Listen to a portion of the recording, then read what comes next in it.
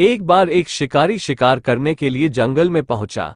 उसने अपने तीर पर बहुत ही खतरनाक जहर लगाया और शिकार को निशाना बना करके उसने तीर को छोड़ा, लेकिन उसका तीर चूक गया और तीर एक पेड़ पर जा लगा।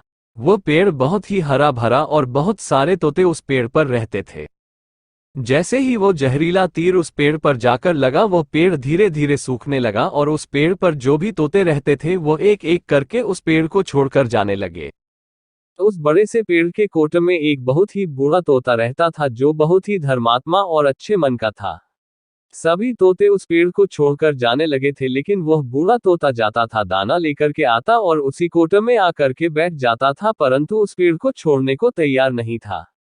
बूढ़े तोते के साथियों ने कई बार आकर के उसे समझाया कि यह पेड़ सूख रहा है और किसी दिन गिर भी जाएगा, चलो किसी और पेड़ पर चलकर रहा जाए, परंतु वह बूढ़ा तोता वहां से जाने को तैयार नहीं हो रहा था। अब ये बात देवराज इंद्र तक पहुंची। उन्हें बताया गया कि एक तोता है, वो जिस पेड़ पर रहता है उस पेड़ पर एक जहरीला तीर लगने के कारण सूखने, गिरने और खत्म होने के कगार पर आ पहुंचा है, और एक बूढ़ा तोता अभी भी वहीं पर रह रहा है। वह दाना लेकर आता है और वहीं पर रहता है, जबकि उस जंगल में बहुत सारे पेड़ हैं, लेकिन वो उसी पेड़ पर रह रहा है।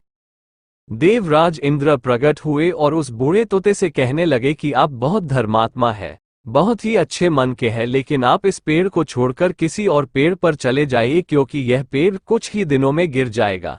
तालाब के पास में बहुत से बड़े बड़े हरे भरे पेड़ हैं, बड़े बड़े कोटा है, उन पेड़ों पर फल भी लगे हुए हैं, उन्हें वहीं पर तोड़कर खा सकते हैं, परंतु यहाँ से आप चले जाए।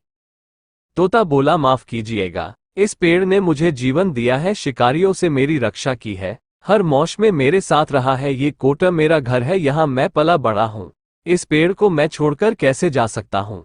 इस पर संकट आया है तो क्या मैं इसे छोड़कर चला जाऊं? मैं ऐसा कभी नहीं कर सकता। देवराज इंद्र तोते के इस बात से बहुत ही प्रसन्न हुए। उन्होंने तोते से कहा, मैं आपके इस बात से बहुत ही खुश हूँ, मांगो जो आपको मांगना हो। उस बूढ़े तोते ने कहा, मुझे बस इतना मांगना है कि जिस पेड़ ने मुझे जन्म दिया, जहां मैं रहा पला बड़ा, जिसे आप मेरा जन्मभूमि कह सकते हो, आप इसे फिर से वैसा ही हरा भरा कर दो जैसा ये था। देवराज इंद्र ने अमृत से उस पेड़ को सिंच दिया और पहले की तरह हरा भरा कर दिया।